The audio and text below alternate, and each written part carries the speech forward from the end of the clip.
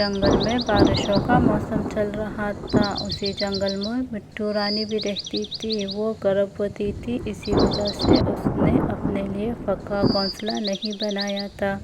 इसलिए अब वो बारिश से परेशान हो रही थी।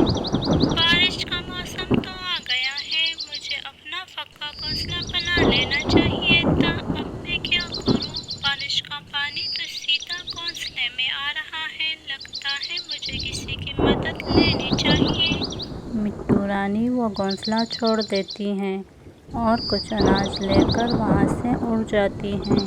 उड़ते उड़ते वो नानो चिड़िया के घर पहुँच जाती हैं और उसे आवाज़ देती है। अरे यार, कौन है? कोई सोने भी आराम से नहीं देता। अगर अब उठूंगी तो उसे घर के अंदर भी लेना पड़ेगा। ऐसा करती हूँ, सोने का नाटक करती हूँ। अरे, लगता है रानो चिड़िया सो रही है। मुझे उसे परेशान नहीं करना चाहिए। मिट्टू रानी वहाँ से चली गई। अरे वाह, कैसे उल्लू बना दिया। पता नहीं कौन था, खैर जो भी था, मुझे क्या, अब इस बारिश में उसे भी घर में लेना पड़ता। मिट्टू रानी उड़ते उड़ते कौवों के घर आ गई।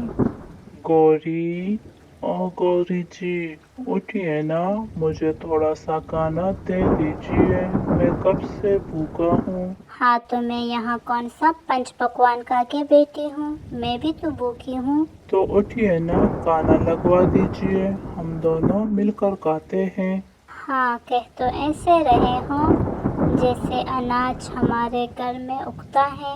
यहाँ अनाज का एक दाना भी नहीं है। और ये बारिश भी रुकने का नाम ही नहीं ले रही।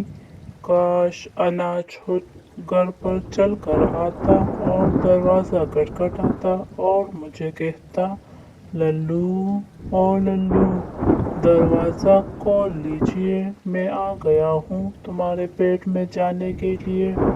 तभी दरवाजे पर दस्तक होती है। अरे वाह लल्लू जी, लगता है ऊपर वाले ने आपकी सुन ली है। मैं देखती हूँ जाकर के कौन आया है। तभी गौरी बाहर आती हैं और मिट्टू रानी को देखती हैं। ओ गौरी बहन, मुझे अपने घोंसले में ले लीजिए। बाहर बहुत तेज बारिश हो रही है। बारिश का सारा पानी मेरे घोंसले में जमा हो रहा है। बारिश जैसे ही रुकती है, मैं अपने लिए दूसरा घोंसला बना लूंगी। तभी गौरी को उसके पास अनाज नजर आता है और वो सोचती है, ओह, अनाज।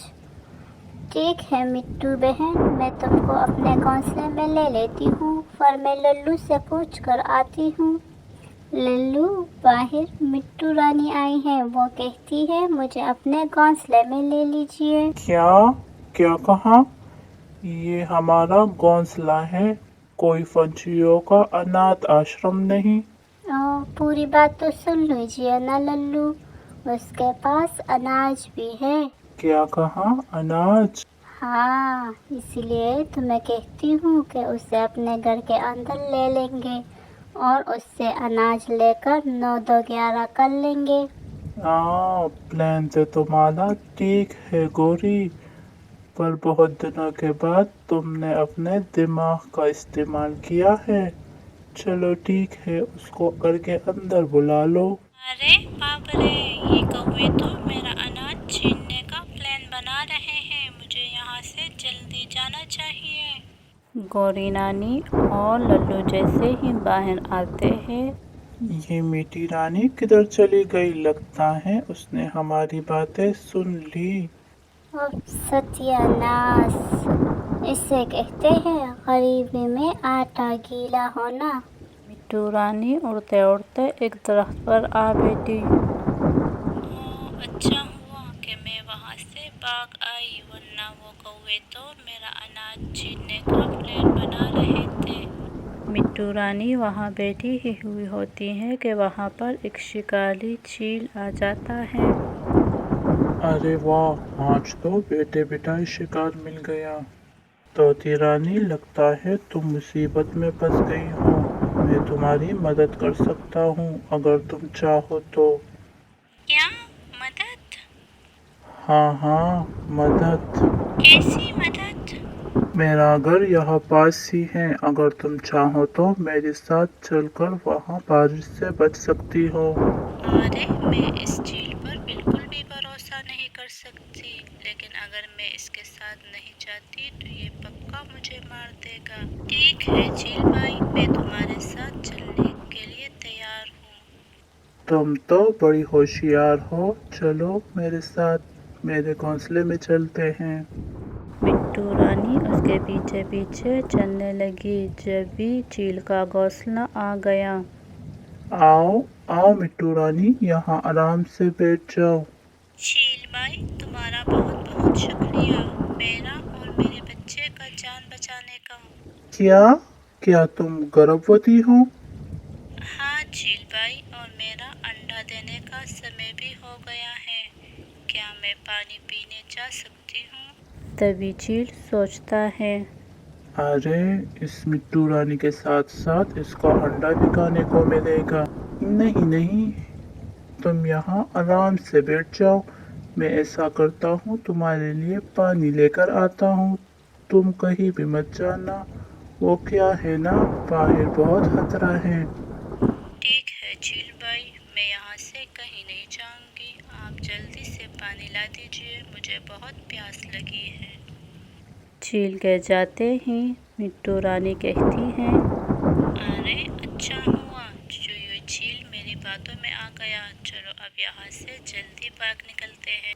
और वो उड़ते उड़ते एक सेब के दरख्त पर आ बैठी। अरे बाप रे, आज तो मुसीबत खत्म होने का नाम ही नहीं ले रही थी।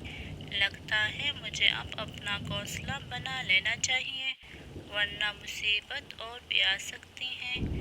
जब भी उसकी नज़र दरख्त पर बड़े बड़े सेब पर पड़ती है और वो कहती है। इतने बड़े बड़े सेब, मुझे इससे अपना घोंसला बना सकती हूँ। जब भी वो उसको अंदर से खोखला करना शुरू कर देती है और उसमें अपना बड़ा सा घोंसला बना लेती है और उसके अंदर रहने लगती हैं। कुछ दिनों बाद वहाँ फिर से वो शिकारी चील आ जाता है और उसी दरख्त पर बैठ जाता है और कहता है। अरे ये बारिशें तो रुकने का नाम ही नहीं ले रही और मुझे कोई शिकारी भी नहीं मिल रहा। कुछ दिनों पहले वो मिट्टू रानी मेरे झांसे में फंसी थी, पर वो भी मुझे बेवकूफ़ बनाकर चली गई। हाय फूटी मेरी किस्मत, अब सेब भी नहीं खा सकता, गोश्त बह जो ठहरा। इस तरह उससे वो सेब भी दिखाई नहीं देते और ना ही उसके अंदर मिट्टू रानी का घोंसला। इस तरह मिट्टू रानी अपने घोंसले में खुशी खुशी रहने लगी।